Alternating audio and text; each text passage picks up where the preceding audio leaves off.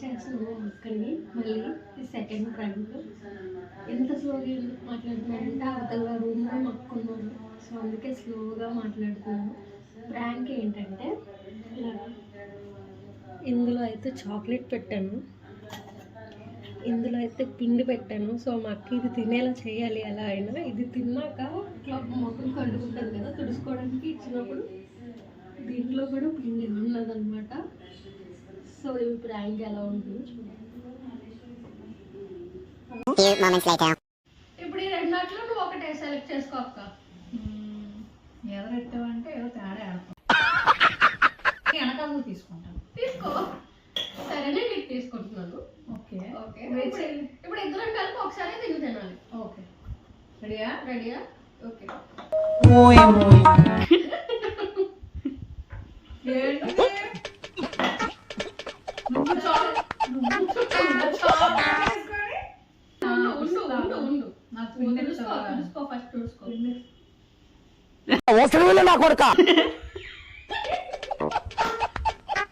ఇది ప్రాంక్ అంటే గైస్.